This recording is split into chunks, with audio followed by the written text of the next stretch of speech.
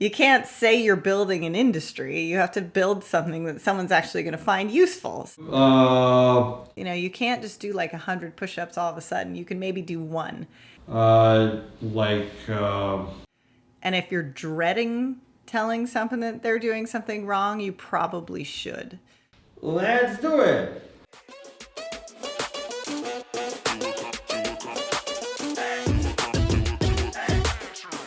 Hi everyone and welcome to another episode of Product Drama Podcast. This is Kate. This is Anatoly.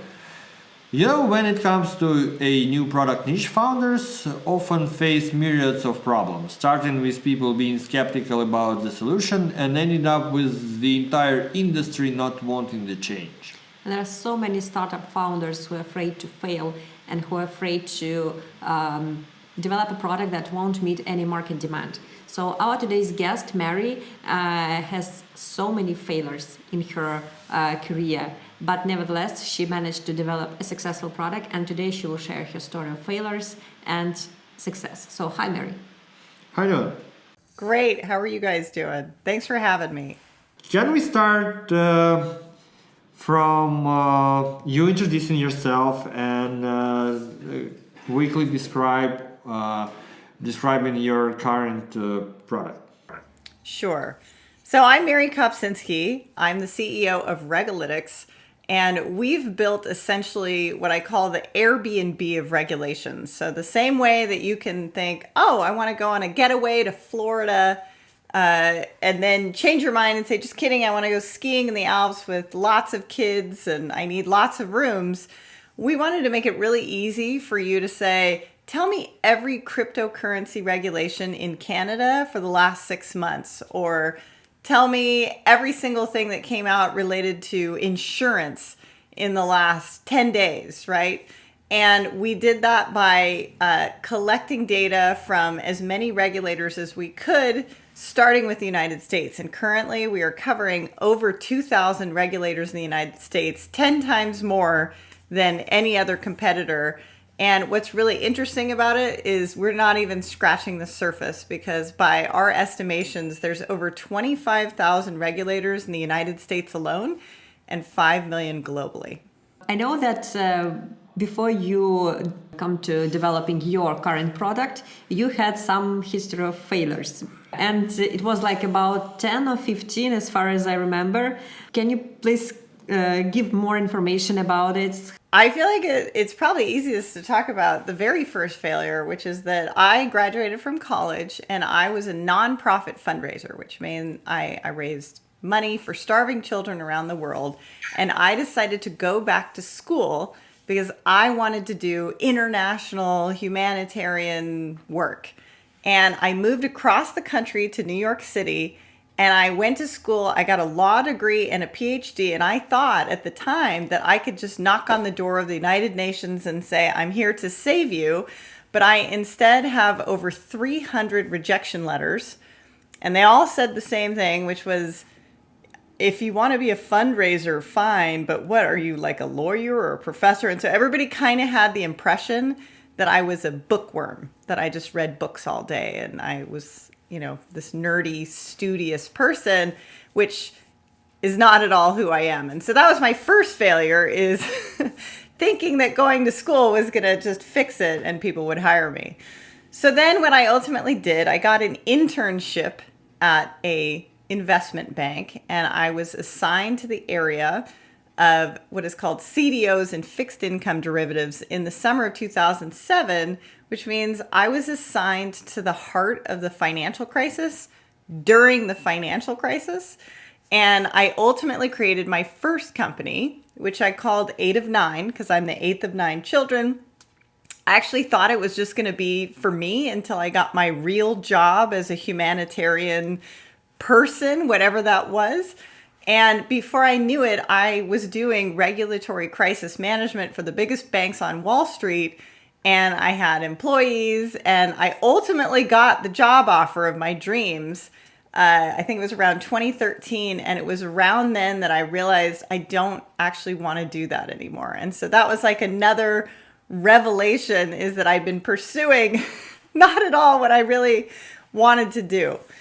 So then in 2013, I started talking about RegTech. And the reason I talked about RegTech is because the kinds of projects I was doing for the banks was really silly. And I think for many of you that are product managers, where you see something that someone's doing that's so inefficient, you think to yourself, why don't I just build something that makes it easier? It's like a very natural conclusion because I thought it was silly. I was reading paper, like old school paper, and typing it and putting it into an Excel spreadsheet over and over and over. And I started thinking they need RegTech, regulatory technology. And nobody knew what I was talking about. They thought I had dropped off the moon. I'm the 5th hashtag ever of RegTech.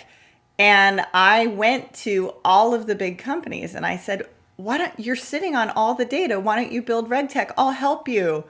Let's build RegTech. And everybody said, no. Lawyers and tech, it's never going to happen. Anyway, so the first failure is I couldn't explain what I was seeing, and I couldn't understand why no one else could see what I was seeing. And so I do think to be a founder, one of the most critical maybe defects, I'm not sure what you call it, but you're like seeing something so clearly and everyone tells you you're crazy. So it's a really hard path when you see this future, right?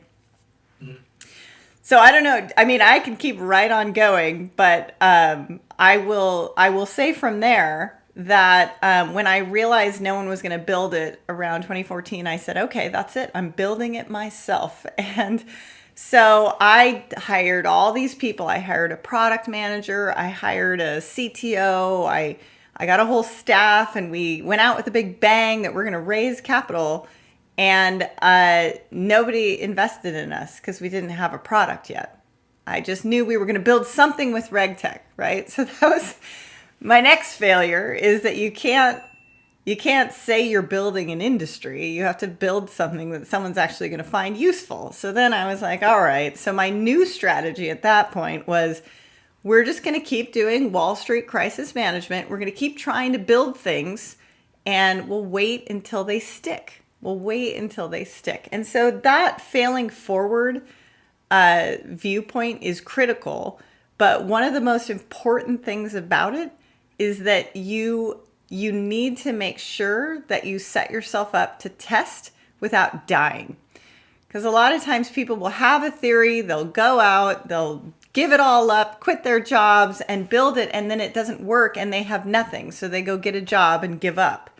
And I think that's really, really important is, keep your day job, build it on the side. Because if you're really passionate about it, and it is a viable product, then you'll know when it's time to quit your day job. So that's my next sort of lesson learned, is don't go all in before it's really adopted by the market. How did you manage to do it simultaneously, your daily job and your dream product? Side project.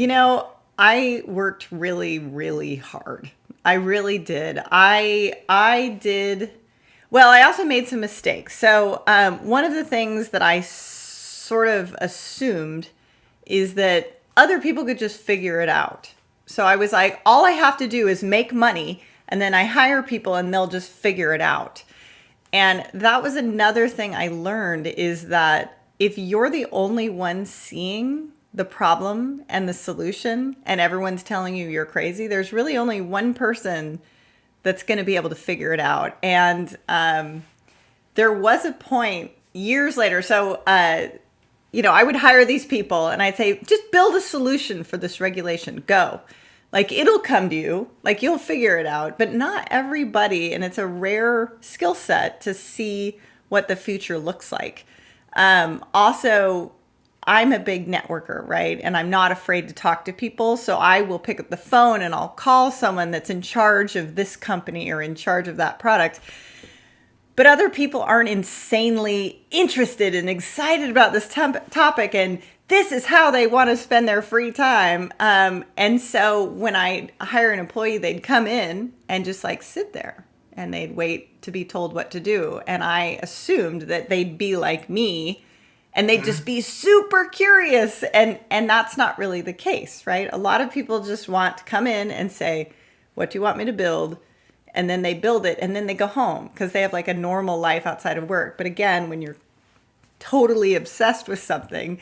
So it took a long time for me to accept that the real person that had to start building the product was someone either exactly like me that was like insane, or me myself. So as you mentioned earlier, we built, I don't even know, like so many RegTech products. Starting in 2014, we were building all of these things, and the first, well, I can't even, I've made so many mistakes at this point. I don't know if it's the 7th, the 8th, the 10th, the 15th, the 1000th mistake, but the next mistake I made is that we built them and never showed them to anybody. So we'd build them and we'd be like, that's so cool, keep going. That's so cool, keep going. It's almost ready for people to see it. Keep going, keep going. And I have probably 7 or 8 products that never saw the light of day. And that was the biggest mistake, is that I had my people building the products and I was the only customer, if you will, that they would show it to me and I'd be like, good job, keep going. Whereas what I should have been doing is bringing in customers very early on and investors and saying, what do you think? How would you build it? What direction? What would you need? What would you add? And by not talking to customers, of course we weren't able to get traction in the market. So that's another problem, is being way too much of a perfectionist. When did you realize that this is how it should be done? That you have to build something not perfect, and then show it to your potential customer, get a feedback, optimize. What happened? That is a great question. And what ended up happening is, through my networking, I met a company that already had a pre-existing software platform. But I thought, oh, we have the subject matter expertise. So why don't we just put our content into your platform and go to the market together? And of course, this company was a lot farther along, so they were able to be mentors to us. And that's when I met my first product manager. Okay. So I had no training in product management, no experience. It was nothing I had ever learned or trained before. And I was talking about this really big, complex, hairy global regulation that all of the biggest financial institutions on Wall Street were in misery over. And I wanted to build a solution, but I knew it would probably take a couple weeks full time with a whole bunch of us like breaking down the regulation and building in their platform. And I was like, okay, roll up your sleeves. Let's get started. And the product manager said, no. We're just going to build a tiny piece of it and then show them and see if they'll buy it. And then if they buy it, then you go build it. And that was like a huge, like, I don't know why I didn't think that you could just build a piece of it, right? So we built a tiny piece of it, and that went into the next phase of our journey, where we built a piece and I was doing it right. I was meeting with customers. I was demoing. I was showing people, and nobody was buying it. Nobody was buying it. And I have a network like you wouldn't believe. So I could talk to the chief compliance officer of every single major institution and get audience with them, which is a huge thing that a lot of people can't get when you're a startup, is because you don't have a powerful network. But I had all the people, I had the product, I demoed, and no one would buy it. And I couldn't understand why. And it wasn't until I talked to the head of margin, which again, it's not going to matter if you don't know what margin is, and it doesn't matter if you don't know what a broker dealer is. But here's what happened. I talked to a margin manager for the largest broker dealer in the world, and I said, I don't understand. Don't you just want a global margin calculator that is going to tell you exactly which regulatory regime applies in a given circumstance? So all you have to do is trade. You don't have to keep paying these lawyers to interpret it and then pay these developers to integrate it into your existing platform. You can outsource all of the decision engine to me, and I'll keep it up to date. And he looked at me and he said, no, I actually don't want that at all. And I said, why? And he said, because I hide all of my fees in margin. And I actually don't want any industry transparency whatsoever. And furthermore, I want the regulators to believe that this rule is so complex that they'll delay it. And that was like a huge moment for me when I realized, wait a second, it's not only the product, it's also the fact that the industry doesn't actually want regulatory transparency. Because if they know the rules, then they have to follow them. And that led me down a new path where I had to kind of rethink things and take a minute. And so actually, at that time, I was pregnant and I had a baby. And it's good sometimes to take a pause, right? And to just go on vacation. I mean, just do something good for yourself and think about something else. And I think that's another sort of pitfall that founders run into, is that they don't rest, right? We had a talk with the CTO of one company, and I actually was asking him, like, what do you read to get new information? And he answered me, you know what? Like, I have tons of information in my head, and what I read classics, just to distance myself from information and try to get away from it and to think. And reading classics actually makes me do this getaway and think more productively than I would do if I were reading like some industry books about some new technology, or I don't know. So that kind of stuff he's reading during like his regular days, and he dedicate one day a week for reading just classics and not looking into the internet. I think that in classic literature you can find answers to many questions that you can find in today's, like, let's say, so modern non-fiction literature.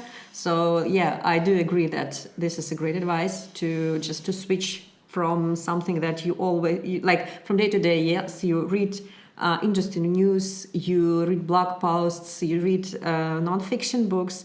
And when you switch to classics, it's in my experience, it works the same. You can find just the answer to your question in some kind of sentence. I think it's like a great advice. Yes, so read classics. I once had a woman say to me, I was in distress, saying, gosh, I don't even know where I'm going. Like, this is so annoying. Like, nothing's ever working for me.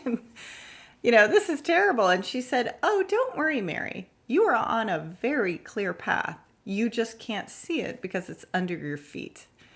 And I think that is it was a really useful piece of advice, because also part of this is you're scared, and especially when you're a founder and you have employees, is that it's not only yourself that you're worried about, but you're worried about your people that are like working really hard for you, and they have family and kids that they need to take care of. And if you can't get the customer and you can't get the investor, they all suffer, right? And it's just a lot of pressure. And so it was nice for me to let my phone become a paperweight. Like, I wouldn't even pick it up for days at a time. I didn't know what was going on with the news. I just had to like feed this little human and talk to my mom and talk, like, it was really nice. And the other thing, it's funny because here we are in a pandemic and everybody's like, obviously tired of it. But there are pieces of it that were nice at the beginning, because you simplify things. Like, you don't have to rush and race and do all these things. Well, it's similar when you're first having a kid, because the kid is not supposed to be in public too much, because it's developing the immune system. And so we were kind of isolated for other people. And I'm someone who, in my normal life, which obviously right now is not very normal, but I'm someone who would have breakfast, dinner, coffee, drinks, every day, 6 or 7 days a week. And so having a kid and only just talking to like 4 people that I cared about deeply for a while was actually really therapeutic and nice. And so what it allowed me to do is to come back and understand what was important to me. And when I knew what was important to me, that was also really a critical thing, because I realized a lot of what I was doing is I was pursuing this sort of image more than actually what I wanted. So for example, I went to go raise capital because only 2% of women in the United States are venture backed. And I was like, I need to do something about that statistic. I need to raise capital.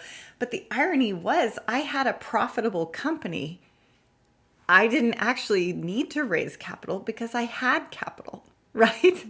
And so it's just funny when you take a step back and realize, what you really want. And I realized, number one, I wanted to work with people I really liked on something I was passionate about.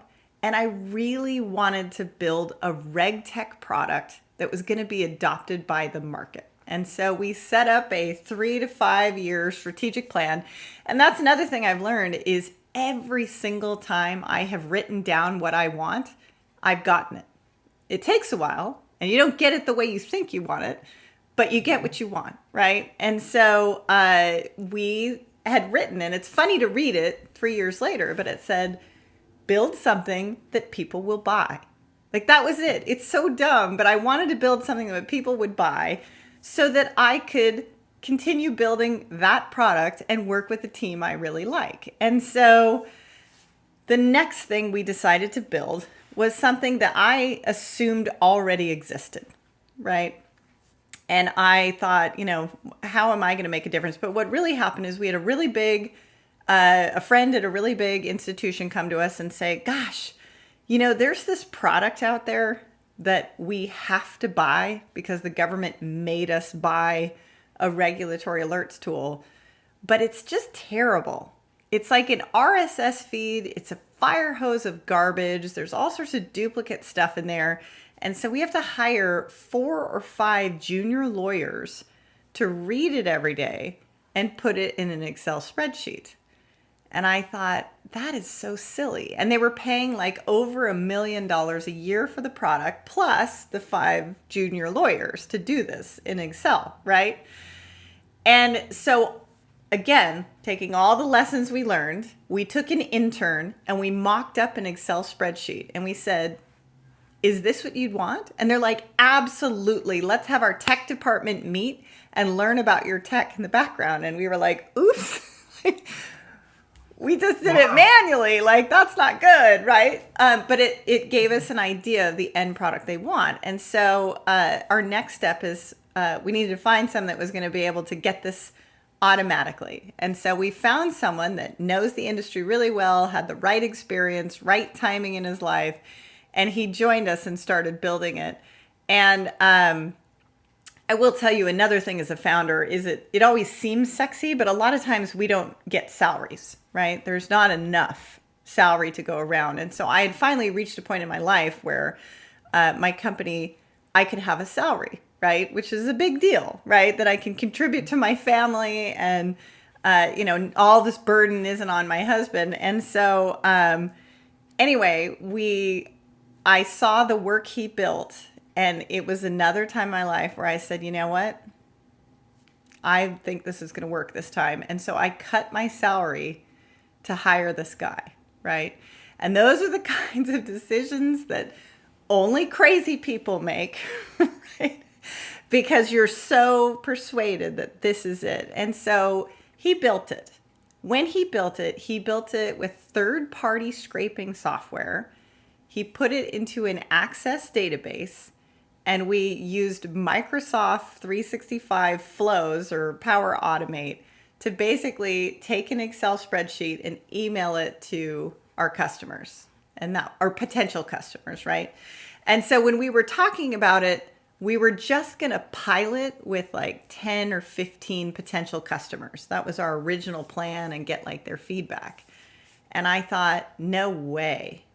We need to we need to have way more people test this thing and buy it before like the end of the year. That was my view. I was like, we need if they don't buy it before the end of the year, we're throwing this away and we're done, right? And so we ended up getting, and this is where my network comes into play, right? I spent all day long on the phone with everybody I knew, and we had 100 companies test the product. And the deal was that they could test it for free, but they had to fill out a survey for us. And if they filled out the survey, then they would have a ability to get it at a discount, right? So that's what we did.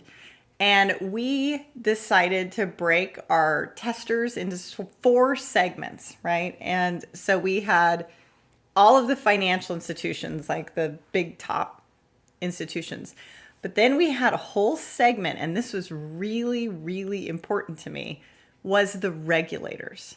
And it's not because I thought the regulators were going to buy it.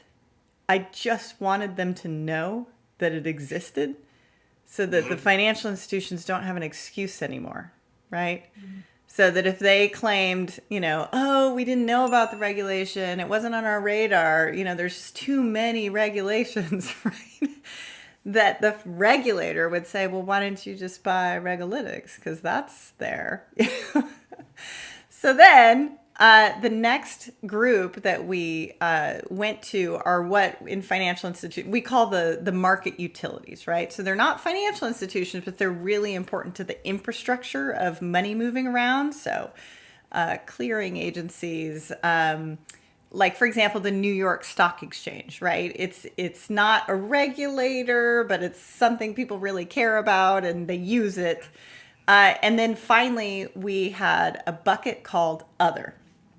Now, Other was the most bizarre set of groups. I mean, we had lawyers, we had consultants, we had software companies, random software companies. We picked other industries. So we had insurance, pharma, healthcare. And then we had, for example, well, I don't know if you guys have ever heard of the company called Lime, Lime, but they sell electric scooters that are sheer. Oh, yeah. Yes, we did. So the head of regulatory for Lime, for example, just the weirdest, no idea what we were doing. And we had this test, and in the end, the survey, there were 4 or 5 surveys, and they had 10 to 11 questions anyway. So here we asked 70 something questions, but it was actually question 1 that was the most illuminating, and it was something that I kind of knew already, but it wasn't until you saw it on paper that you were like, oh wait, that's really intense. That's a big problem in the industry. And so now I like that we actually took the time to do the science, that you can point to statistics, was really, really helpful. So the question was, how do you get news about rules that impact your business? So every financial institution, their number one answer was my lawyer or my compliance officer, every time. Sometimes they said there was a software company they relied upon or a data provider, not very often. And then sometimes they would actually admit that they just waited till they got in trouble from the regulators, right? So that is their regulatory strategy, okay?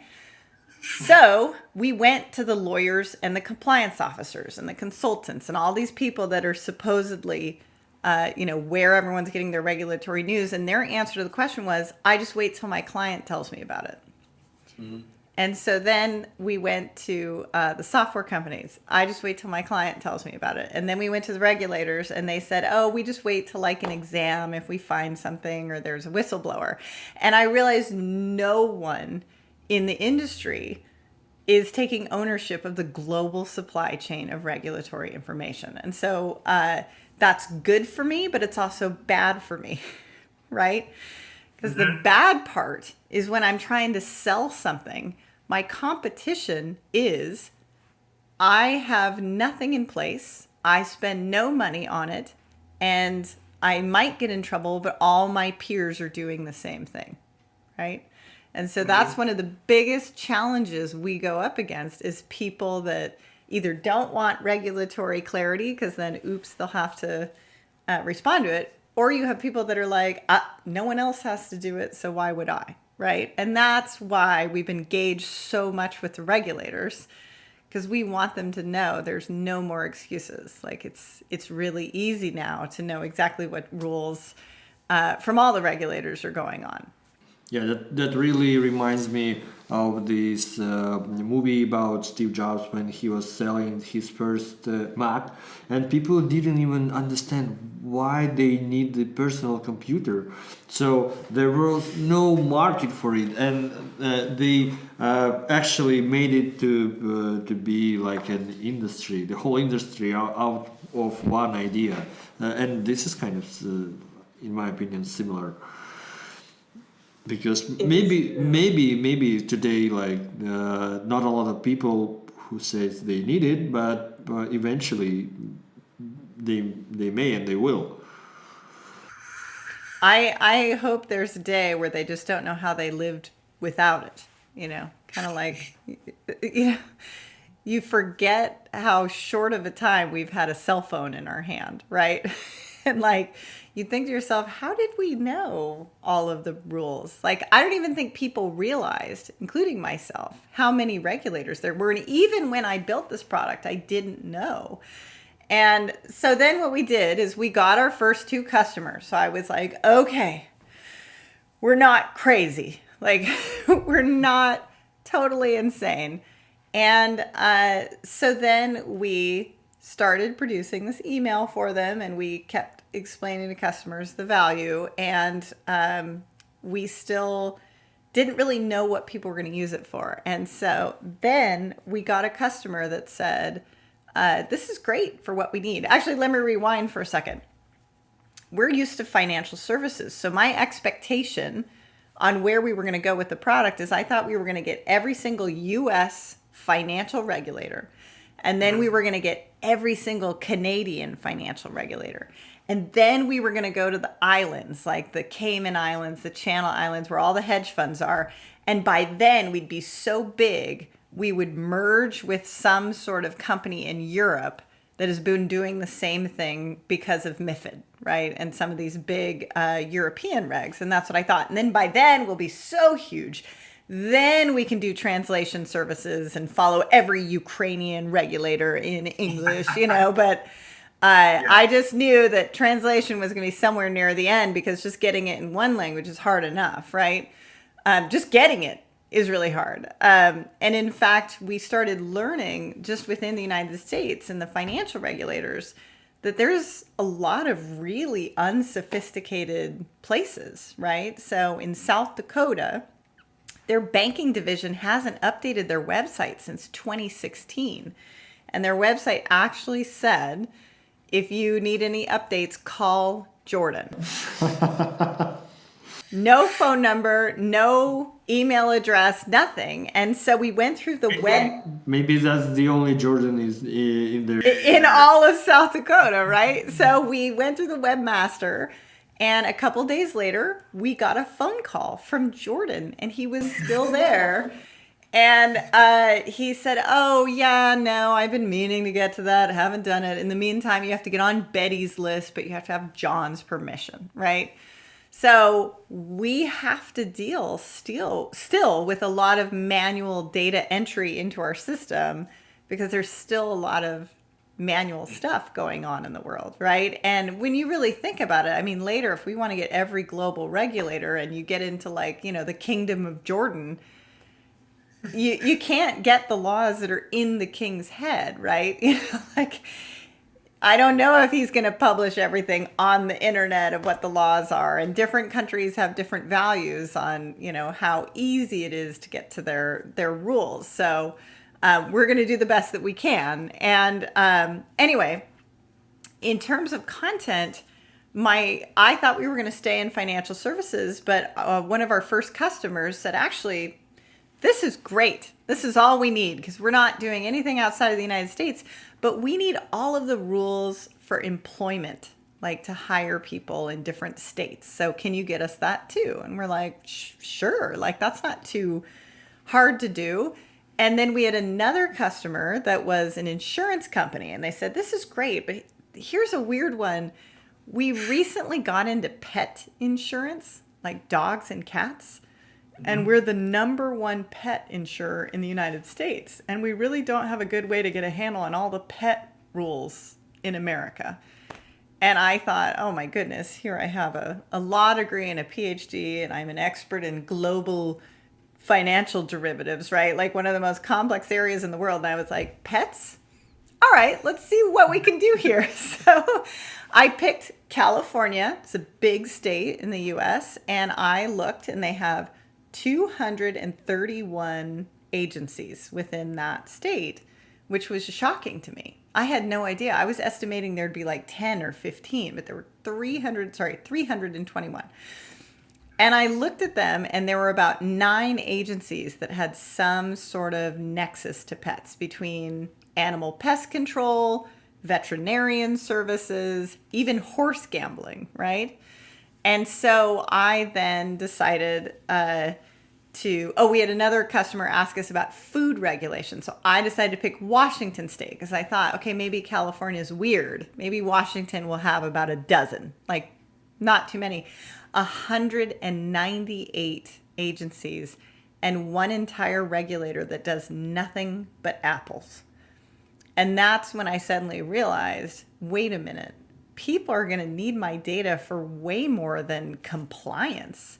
Like they can use my data to influence rules. They can use my data to trade on the rules. Like there's so many more use cases than I ever imagined possible. But also there's just so many more regulators than I realized, right?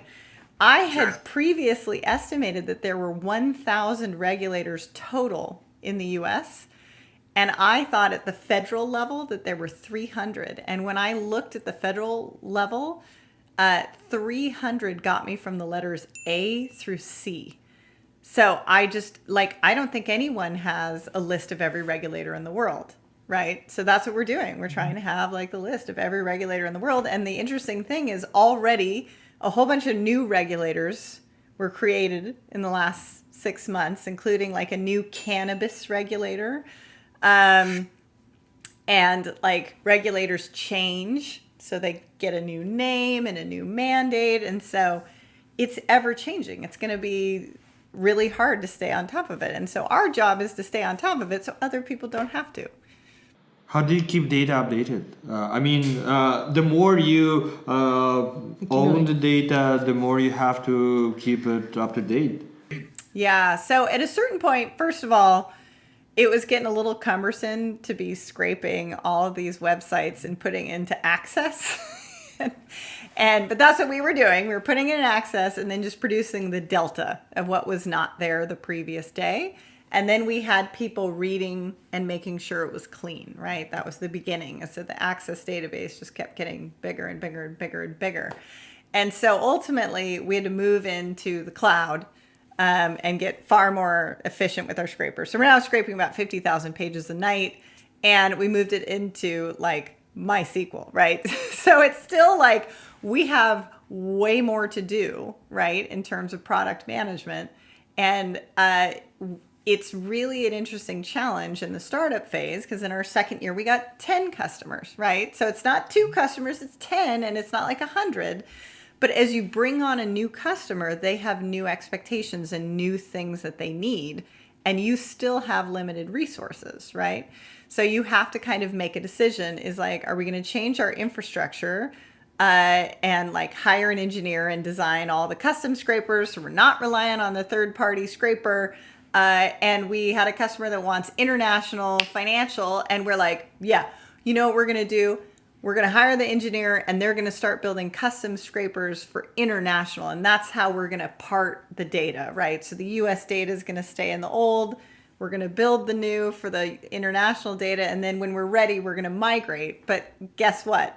The customer needs it like right now. And we're like, so we're putting the international data in our existing database. And so everyone's like really focused on getting the data. And it's just you have to choose, and that's the next part of our journey is managing the customer expectation with the resources that we have. I wonder how often do you call Jordan for the updates? Well, we're on Betty's list, so we just get the data and we're like, oh man, who's doing it tonight? And somebody has to go and put it in manually still. But at a certain point, I would love to have a relationship with the regulators themselves so that they'll upload their data. So Jordan calls you. Yeah, we're besties. I talk to Jordan all the time. He's going to be famous now because of this podcast. So, Mary, what tips would you give to those startups who are currently developing a product and are afraid to fail or have already failed and afraid to start all over again? Man, it hurts to fail. It really does. Believe me, it is. There have been times where I saw something fail and I didn't want to get out of bed, where I just was like, oh, or like when you get disappointing news, in the afternoon, like you're having a totally great day and then someone's like, no, we're not going to do it. And they throw away, maybe months of a sales cycle that you worked so hard on and tried to please them and jumped up and down for everything they want. And then they're like, yeah, we just decided we're going to rethink this, or somebody gets, somebody quits and a new person takes over. And the only advice I have for you on those really dark, hard moments of failure is that sometimes courage is deciding to get up the next day and try again. And it's a skill that you develop kind of like doing push-ups. You can't just do 100 push-ups all of a sudden. You can maybe do 1, and the next day you can do 2, and the next day you can do 3. So when you're early in your failure, it stings a lot more. It's harder and it feels a lot more intense. But as you continue practicing and getting used to it, it doesn't hurt as badly. But it still sucks. And but you develop these muscles that you kind of wake up the next day and you're like, all right, I'm just going to do what I can do today. And there's another saying that I think it's St. Augustine that said, first do what's necessary, then do what's possible. And before you know it, you're doing the impossible. And that's what I've learned in my journey, is that all I can do is a little thing that's possible every day. And when you look back, you're like, wow, I'm successful. I actually am kind of great. But it's really, the journey along the way is not for the faint of heart. And you don't do it if you don't want to do it, right? So if you are not someone that really desires to wake up every day and try and persuade people the way Steve Jobs did and Mark Zuckerberg did and all these people, if you don't love the game, just go get a job somewhere else, right? Don't try to be a founder, because you've got to love it. Yeah, and I also wanted to add that it's important for me. It's important to compare myself to myself in the past, because it's very often that you're trying to compare where you stand to where others do. And maybe like Mark Zuckerberg is not maybe, but he's way better. But well, we have our own histories, our own past, so you can only improve yourself. By the way, do you have any tips? What helps you stand the failure? Do you practice in yoga, or maybe it's just your kid that drives your motivation? I definitely, yoga has, funny you say that, but that's a really interesting skill to develop. And I know a lot of people joke around that it's like yoga, hunky dory. But what I found that's very interesting about it is that when you're in a yoga class, part of what you're learning is to just withstand the discomfort. Because, maybe you're holding yourself in one position. You're like, my arms are tired. This is not very fun. Like, I don't want to hold myself in this position. But a lot of it is in your mind, is you're like, I don't want to, but I'm going to choose to. And it's going to suck a little bit longer, but it's also temporary, right? And so when you are dealing with failure, a lot of what I've found is just choosing to breathe through the pain, but feel it, call it what it is. I have found it actually very helpful to say aloud, this is hurting me because I'm ashamed, right? And I'm feeling shame right now. I feel shame. It's a feeling that I'm feeling. My cheeks are red and I'm super embarrassed because I thought they would like my product and they didn't. And I'm feeling this I shouldn't have showed them. But it's okay. And it's going to go away. And I do find that it actually goes away faster if you just call it what it is. Or I'm feeling embarrassed, right? I'm embarrassed. I'm ashamed. I also find that at the root of anger, most of the time, if I'm mad at somebody because they did something mean, most of the time I'm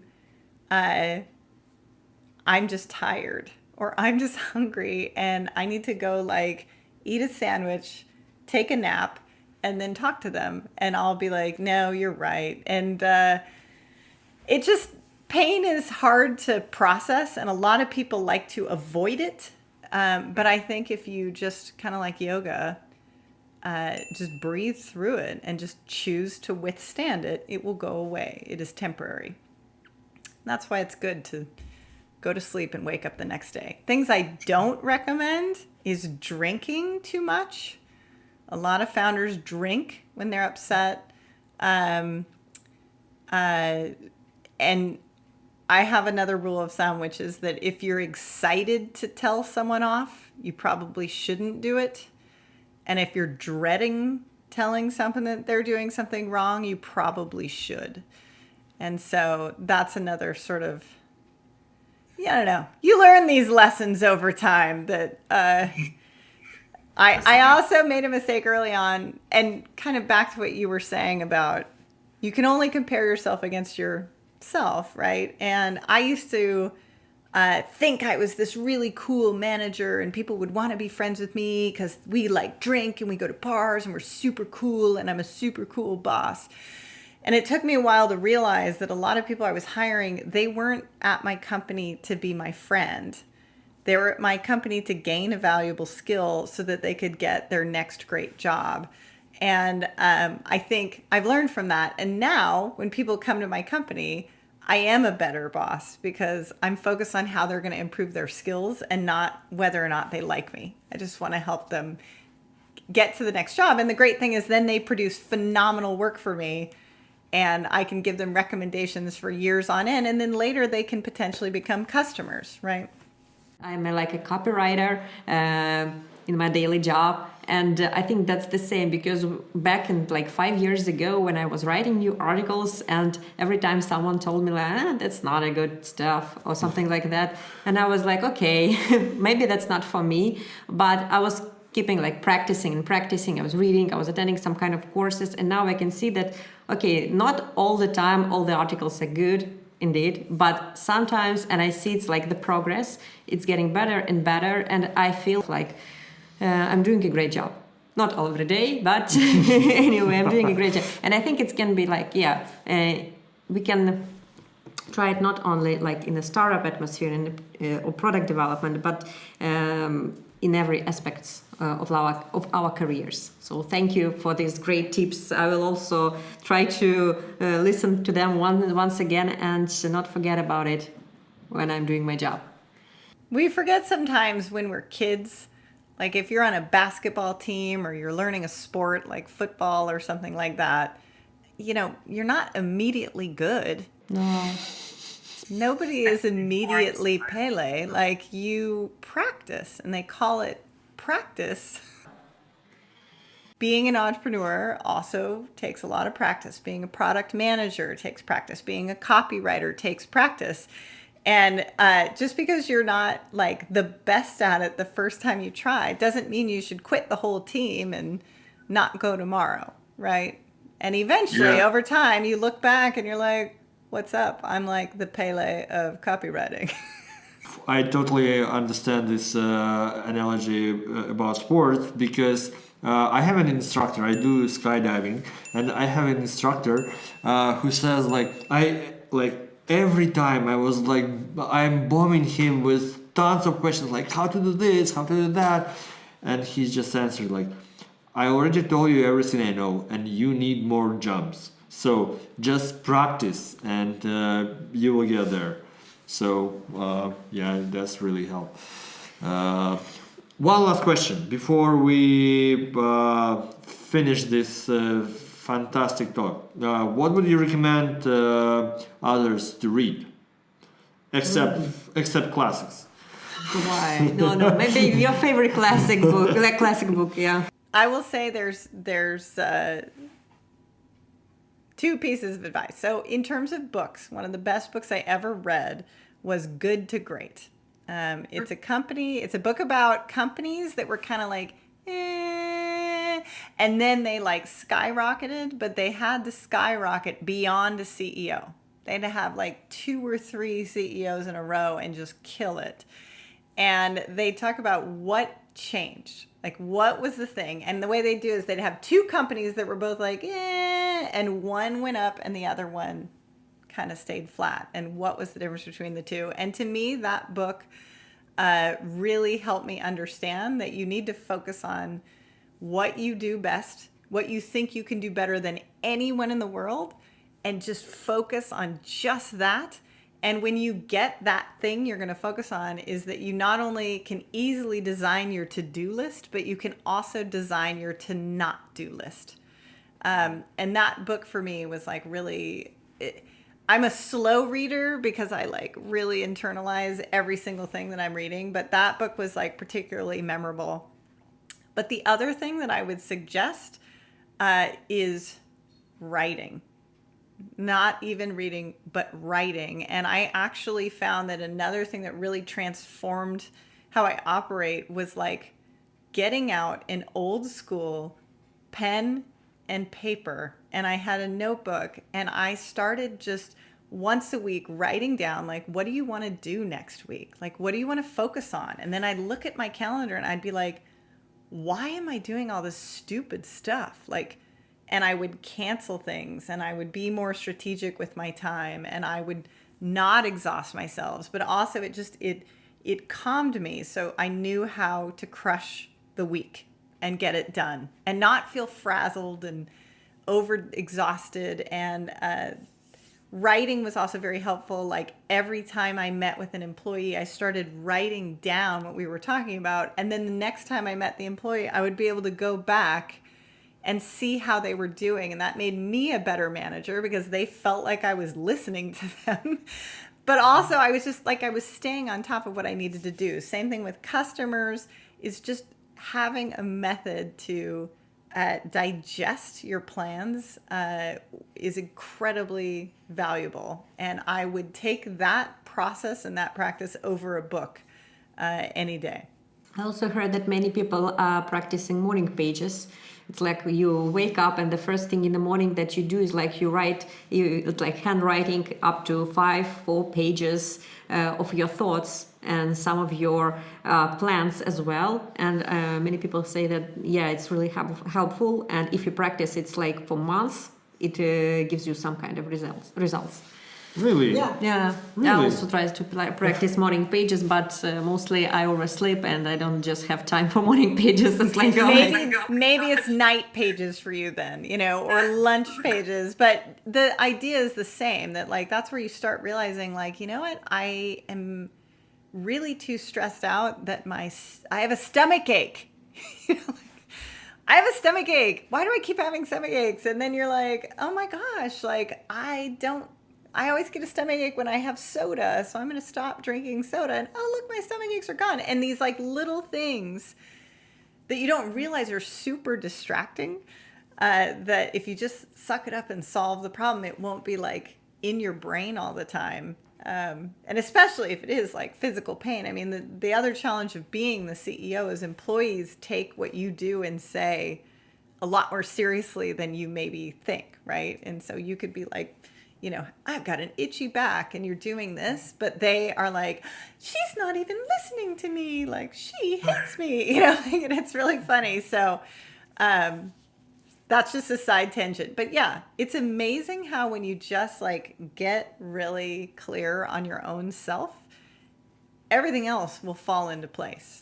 That was a great talk. Yeah, Thanks. thank you for this inspiration. I really actually feel like I have to go and do something right now. Awesome. All right. Great to chat with both of you. And this has been super fun. Yeah, indeed. Yeah. Thank you. Thanks a lot. And good luck All right. Yeah. with your product. Yeah. Have a Bye-bye. good day. Bye. Bye.